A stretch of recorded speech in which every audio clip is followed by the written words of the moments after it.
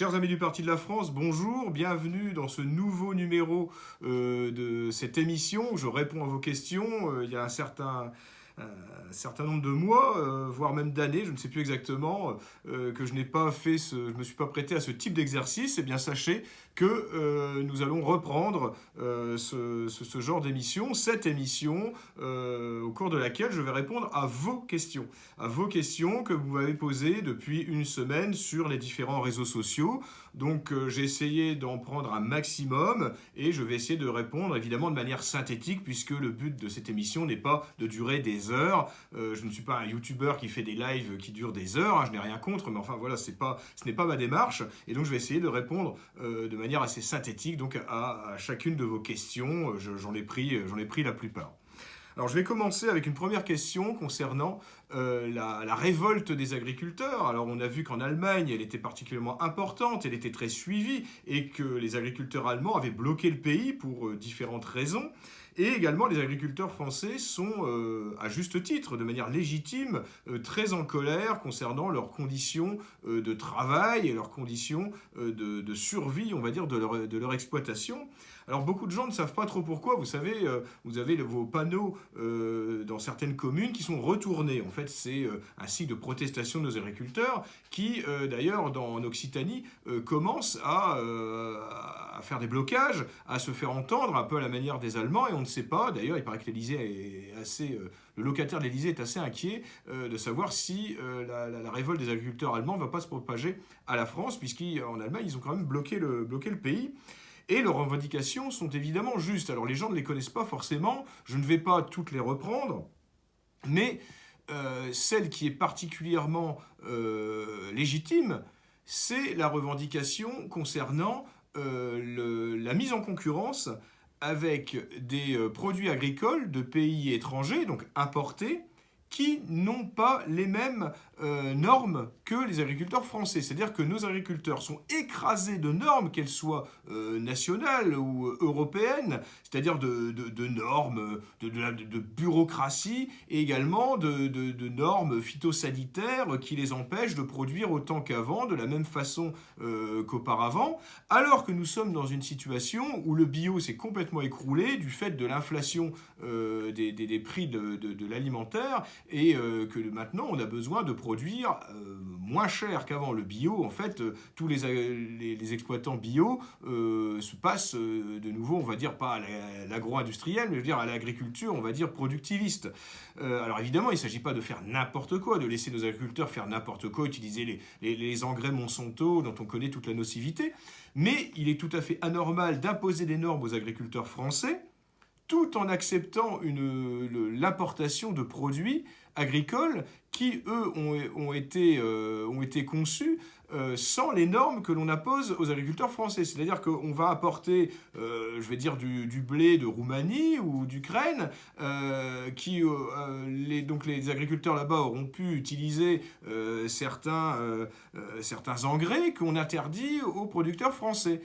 Donc ça veut dire que les exploitants français se retrouvent dans une concurrence totalement déloyale, puisque ce qui les empêche d'utiliser certains désherbants, ce genre de choses. Et d'ailleurs, ça peut être sujet évidemment à discussion, tout cela bien sûr, mais il est totalement anormal que nous perdions quasi totalement notre souveraineté alimentaire du fait de normes de technocrates qu'ils soient à Bruxelles ou qu'ils soient en France, et qui décide que l'agriculteur, en fait, est un salaud de pollueur et qu'il faut absolument l'empêcher d'utiliser tel ou tel engrais, tel ou tel désherbant, tel ou tel produit contre les insectes, alors qu'on laisse, au nom de la libre concurrence, du libre-échange, eh bien, on laisse importer des produits qui, eux, sont faits sans toutes ces normes coercitives. Eh bien, les agriculteurs ont tout à fait raison. Le Parti de la France est favorable à ce qu'on ait la plus grosse autonomie alimentaire, la plus grande souveraineté agricole possible, parce que en cas de crise, il est essentiel de pouvoir nourrir notre population sans forcément faire appel à des importations. Donc cette colère des agriculteurs est tout à fait raisonnable, si l'on peut dire, et c'est peut-être un nouveau défi pour la Macronie que cette révolte agricole qui a peut-être tardé à venir, mais qui aujourd'hui, nous avons des exploitants, je ne parle pas des nombres de suicides qu'il peut y avoir chez les agriculteurs, mais des exploitants qui se retrouvent au bout du rouleau, qui se disent mais comment va-t-on s'en sortir avec toutes ces normes complètement incohérentes puisqu'on laisse rentrer en France des produits qui n'y sont pas soumis. Alors, question suivante concernant Epona, notre ancienne égérie, présentatrice d'un certain nombre d'entretiens, d'émissions du Parti de la France, et vous avez pu lire que nous avons dû retirer la totalité des vidéos où elle apparaît sur notre chaîne YouTube. C'est suite à sa demande très insistante, alors demande de sa part, mais également et surtout de son conjoint qui depuis plus d'1 an tanne le Parti de la France pour que nous retirions ces vidéos. Voilà, donc Epona a fait le choix de fonder une famille, de quitter la politique, semble-t-il, et nous a insisté, enfin en tout cas son conjoint a lourdement insisté pour que nous retirions ces vidéos, ce que nous n'avions pas fait depuis 1 an, mais à la demande donc d'Epona, nous avons choisi de le faire. Nous ne voulons pas rentrer dans une procédure judiciaire. Elle a servi, elle s'est engagée au sein du Parti de la France, et puis si tel est son souhait de disparaître complètement de YouTube ou des réseaux sociaux, eh bien, libre à elle, nous lui souhaitons bon vent, nous continuons le combat politique, mais je pense qu'il ne faut pas renier ses engagements, en particulier les engagements au sein du Parti de la France, qu'il faut justement s'en glorifier, que c'est un honneur d'avoir été au Parti de la France et non pas quelque chose dont il faut se cacher, dont il faut avoir honte. Enfin bon, voilà, c'est son choix, nous le respectons. Une autre question concernant Karl Lang. Que devient Karl Lang ? Eh bien, écoutez, Karl Lang a pris sa retraite politique fin 2019 quand il a passé, qu'il m'a transmis la présidence du Parti de la France. Et depuis ce temps, il reste dans sa retraite politique. Donc voilà, c'est pareil, c'est son choix. Il a décidé de se retirer de la vie politique et il s'y tient jusqu'alors. Donc voilà, il va très bien, mais il ne souhaite pas se remettre sur le devant de la scène politique. Une autre question concernant un changement de nom du Parti de la France. Ça a été vaguement évoqué au cours d'un forum.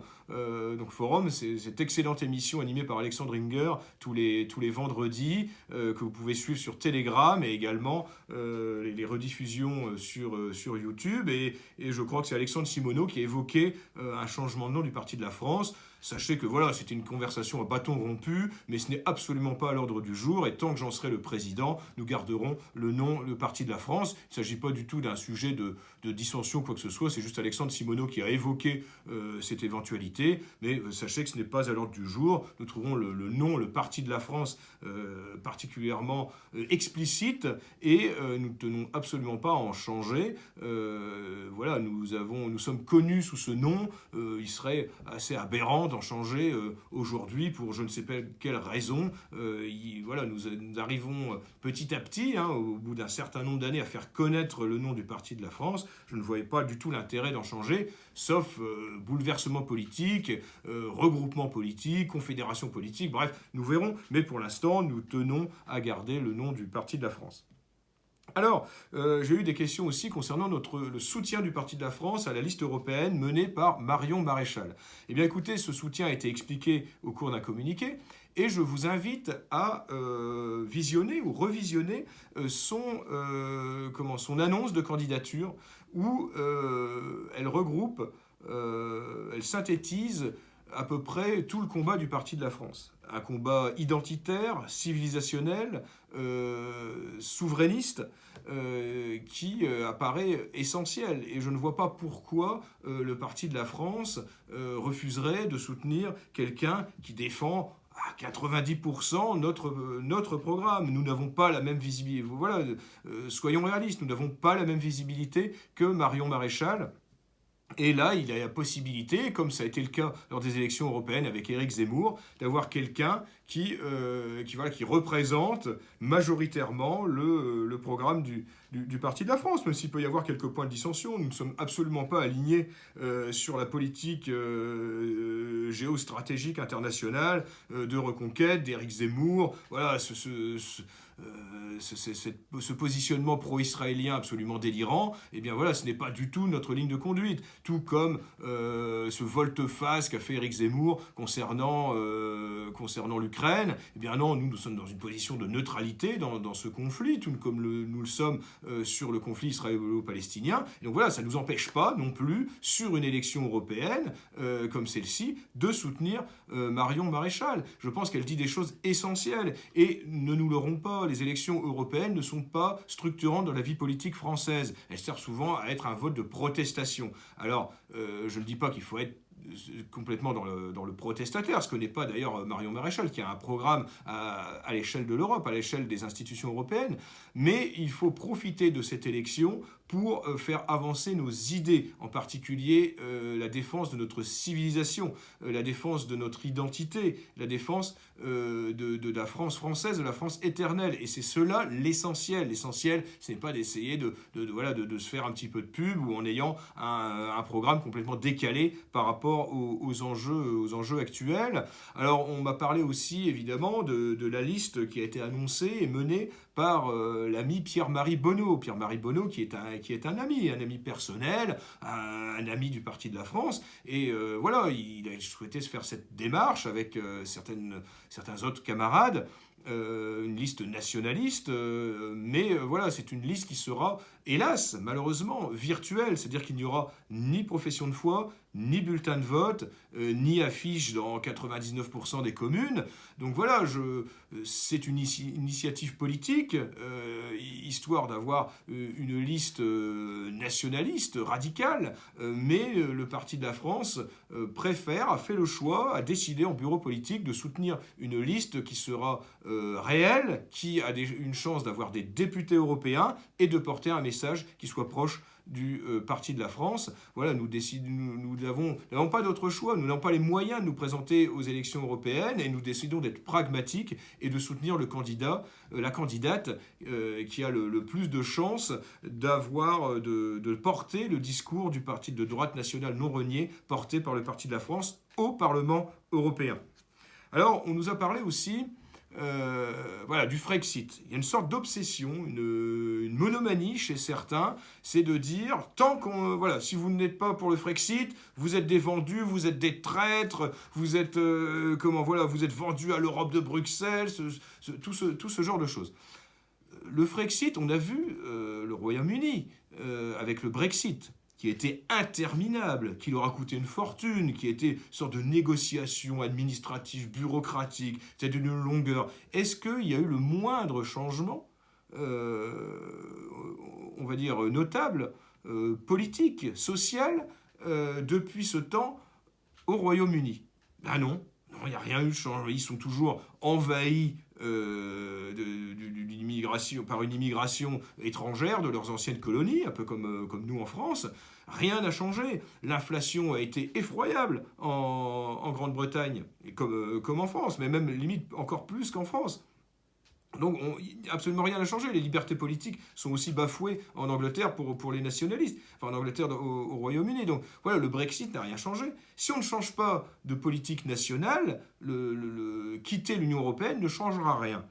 Et ensuite, je voudrais dire aux adeptes, aux excités du Frexit, que ils se parent dans une attitude radicale en disant le Frexit ou rien. Mais écoutez, il faudrait savoir, vous refusez, vous vomissez l'Europe de Bruxelles, vous vomissez l'Union européenne, mais vous voulez en sortir de manière procédurière avec l'article 50, vous savez, l'article qui excite François Asselineau et M. Philippot, et voilà, selon les règles de l'Union européenne, on va sortir, puis ça va prendre des mois, des négociations à n'en plus finir. Puis, écoutez, l'Union européenne, il faut bien savoir que je compare ça, de manière peut-être un peu triviale, mais à une relation sadomasochiste consentie. C'est-à-dire que l'Union européenne, en tant que telle, la Commission européenne, Bruxelles, comme on aime à le dire, n'a aucun moyen de coercition. C'est-à-dire que les États qui se soumettent aux directives, qui se soumettent aux amendes, c'est parce qu'ils le veulent bien. On est dans une relation de soumission consentie. C'est-à-dire que si au sein de l'Union européenne, voilà, on nous dit demain, ah bah vous avez voté une loi raciste, et ben de ce coup-là, c'est contre telle ou telle directive européenne, on s'en fout complètement. On leur dit, mais écoutez, nous appliquerons le droit national prime sur le droit européen. La voix du peuple français prime sur la technocratie européenne. Eh bien, vous n'êtes pas d'accord? Mais on s'en fout. Vous nous mettez une amende. On ne la paye pas. Vous n'êtes pas, vous vociférez, évidemment, mais faites ce que vous voulez, hurlez, crachez par terre, excitez-vous. Mais nous refusons, c'est tout. Et qu'est-ce qu'ils vont faire, l'Union européenne? Ils vont envoyer des chars à Paris. Ils vont, ils ont une armée.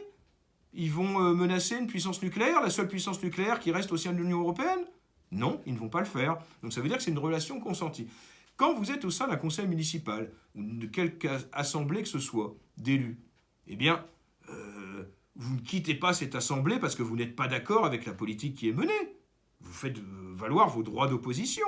Et si la France, un gouvernement nationaliste arrivait en France, si le parti de la France parvenait aux manettes, eh bien, il y aurait un changement radical. C'est-à-dire que nous aurions un poids énorme au sein de l'Union européenne. Et vous croyez que Ursula von der Leyen serait encore là? Elle dégagerait. Pourquoi? Parce que la France dirait, nous ne voulons plus de cette technocrate progressiste, cosmopolite. Bien sûr, alors, on dit oui, mais il est impossible de réformer l'Union européenne, mais on fera ce qu'on voudra. Il y a déjà des pays, des pays comme la Hongrie, quelquefois la Pologne, bon pas actuellement, mais précédemment, qui arrivent à défier l'Europe et à ne pas appliquer certaines directives, certains oukases de Bruxelles ou ce genre de choses. Eh bien, nous ferons pareil. On ne nous imposera rien.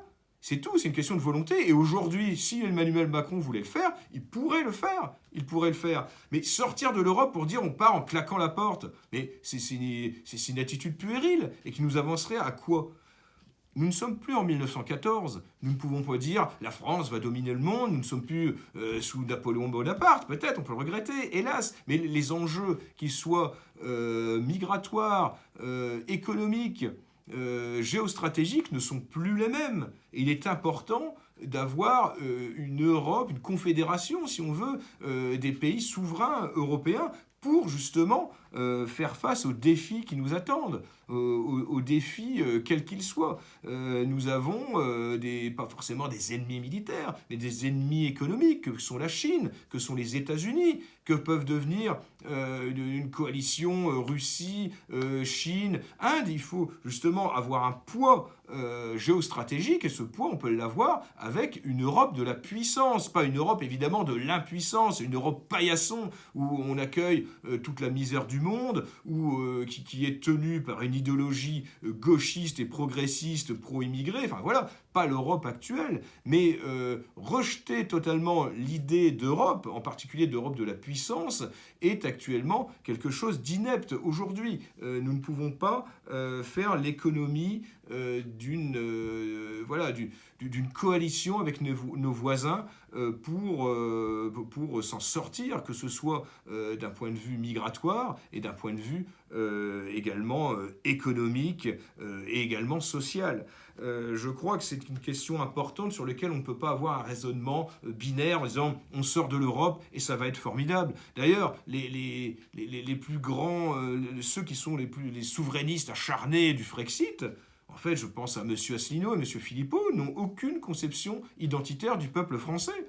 Pour eux, n'importe quel francophone, qui, même s'il vient du fin fond de l'Afrique noire, est préférable à un Polonais, à un Letton. Voilà, ça n'a aucun sens. La souveraineté sans l'identité n'a absolument aucun sens. Alors, c'est un sujet qui mériterait d'être plus développé que je ne vais le faire là, mais voilà, on nous dit vous êtes des traîtres parce que vous êtes contre le Frexit. Non, le Frexit ne servira à rien. Et, allez, juste un petit mot sur l'euro. L'euro et l'Union européenne, en gros, c'est un train dans lequel il n'aurait pas fallu monter. Et hélas, à l'époque, dans les années 90, nous sommes montés dedans. Nous sommes montés dedans, et à partir de là, le train est parti. Et le train est parti. Et on ne saute pas d'un train en marche, à pleine vitesse, même s'il fonce vers un mur. On ne saute pas en marche parce qu'on va forcément avoir quelques douleurs, avoir quelques séquelles, avoir quelques fractures. Il est évident qu'il ne faut pas sortir de manière isolée de l'Union européenne. Et évidemment, retrouver une souveraineté monétaire, c'est important, mais pas n'importe comment. Pas en disant, ça y est, demain on va rebattre monnaie, le franc, et ce sera étalonné sur l'or. Là, il faut sortir un petit peu de cette lubie, souvent de gens d'un certain âge. Voilà, c'est une sorte de lubie, de gens qui admirent le général de Gaulle. On dit on va revenir à de Gaulle, voilà, il était contre l'Europe. Il faut arrêter. Nous sommes en 2024. Nous ne sommes plus en 1968, 69, 70. Ça n'a pas de sens. Il faut comprendre que l'économie française est particulièrement fragile à cause des gouvernements successifs qui sont arrivés au pouvoir et qui ont liquidé notre pays. Il ne faut pas avoir peur des mots. Ils ont liquidé notre pays, toutes ces institutions qui ont liquidé son économie. Aujourd'hui, la dette a absolument explosé. Nous avons une dette, on se demande même encore comment tout tient debout. Nous sommes surendettés. En l'espace de 30 ou 40 ans, la France s'est surendettée.